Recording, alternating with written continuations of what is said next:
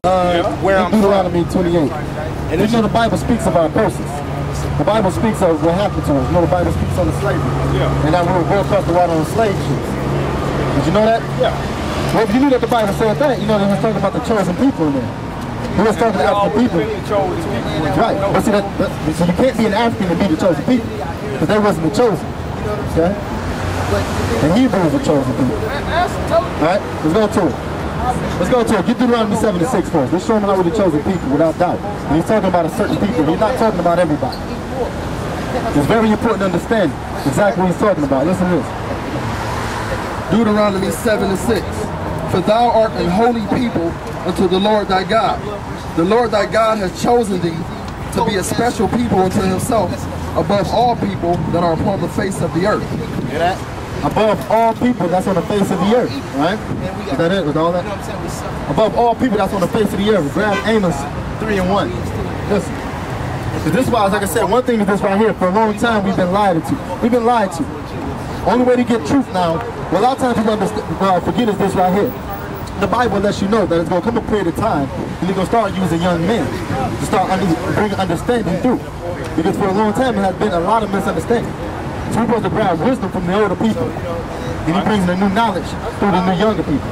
That's how it is, because we can't fix the old problem the same old way. You know what I mean? It's getting worse out here. It ain't got better. We done went from Martin Luther King and went down here. Alright? Pretty sure what the Bible says. Read that Amos 3:1-3. Listen. Amos chapter 3 verse 1. Hear this word that the Lord has spoken against thee, O children of Israel. So he spoke a word against us. Go ahead. Against the whole family which I brought up from the land of Egypt, saying, you only have I known. Say that again. You only have I known. I knew everybody. You only have I known. You only have I known. About the Russians. You only have I known of all the families of the earth. Of all the families of the earth, what? Therefore I will punish you for all your iniquities. So he said he's going to punish us for our iniquities, for what we did. Only way we can get these punishments and what we did is in the curses, which is Deuteronomy chapter 28. Okay? Through these curses, we found ourselves exactly where we are in today. He said he put a curse on us that would last forever. Okay? We're going to read through a couple of these curses for you, so you have an understanding what we didn't get, okay? Go to Deuteronomy, read 28 and verse 1 first. Exactly. Deuteronomy 28:1. And it shall come to pass, if thou shalt hearken diligently unto the voice of the Lord thy God, to observe and do all his commandments, which I command thee this day, that the Lord thy God will set thee on high above all nations of the earth. So this is what he wants to do. He wants to set us above high, above all the nations of the earth. This was his original idea. But of course, he just said what he gonna punish us for our iniquities. So we obviously didn't get the blessings, right? So let's go to Deuteronomy 28 and 15. Read that. Hey, Steve. Deuteronomy 28 and 15. But it shall come to pass, if thou wilt not hearken unto the voice of the Lord thy God, to observe to do all his commandments and his statutes which I command thee this day, that all these curses shall come upon thee and overtake thee. And this is what we got, the curses. And so you saying we live in that right today? We're living it today. Until Christ returns. Let's find out what some of them are though. Listen to this. What you just said. So all I have, we living through life, we just cursed. Yeah, don't it seem like it? Because 400 years, right? 400 years, we got anything to show for it? You see a lot of things wrong and out of order and out of pocket and whatnot, but I mean, you saying I'm supposed to go through life saying I'm cursed. No, see what you understand is this right here. When he's talking about curse, he's talking about us as a nation of people. See, we have individual successes, but we're not talking individual-wise. We're talking about a nation of people. See, one person ain't gonna help out us as a nation. See, they didn't bring one person up here and put them in slavery. They brought a whole nation of people over here and put them in slavery. So this is what we're looking at. We're looking at it in this aspect. It's the aspect of what he just said, how he put us above all nations. So we gotta look at how we're doing as a nation of people, not individually. Okay? That's what we're looking at. Let's look around. Let's go to every major ghetto city in here. Who lives in them? Who makes up the populace in prison? Right? Don't that same kind of curse to you? Who ranks the highest in every disease? Who have the highest in high cholesterol, high sugar, diabetes? Us, right?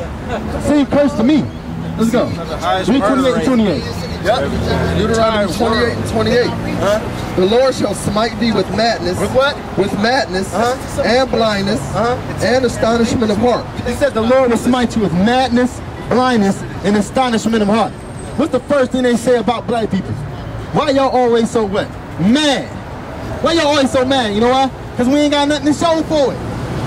We've been here for 500 years, ain't got nothing to show for it. Madness, blindness, meaning that you cannot see past your current situation. Right. You don't know how to fix it. All right, you don't know how to fix it. You in it and can't fix it. Yeah. Blindness and what else? Astonishment of heart, right? You can't believe you in this condition. Yeah. I woke up one day and I was living in the hood. We was not born with silver spoons in our mouth, okay? You gotta understand, people forget the importance of this. So you see, the cotton that we pick, we're not making money off of. But the banks that's owned around the world is built off from the cotton we pick. That's how serious that is. That they're still making a profit off the cotton we picked in. Keep reading, listen. Thou shalt betroth a wife, and another man shall lie with her. Thou shalt build an house, and thou shalt not dwell therein. What else? Thou shalt plant a vineyard, and shall not gather the grapes thereof. So he says you're going to betroth a wife, but another man going to lie with her. When we know that happened? Slavery, right? When the master would come in and sleep with a man's wife. Matter of fact, our women at that point in time, if you didn't notice, our women was called bed wenches. They were meant to keep the master's bed warm, okay? Because his wife wouldn't sleep with him, except for reprocreation. Other than that, they were called on women bed wenches. Not just the master would sleep with your wife, but another slave would sleep with your wife. If me and his brother was working on the field, and I had a wife, and they felt he was bigger and stronger than me, you know what I mean? They would have took him and mated him with my wife, so I got a good, strong baby.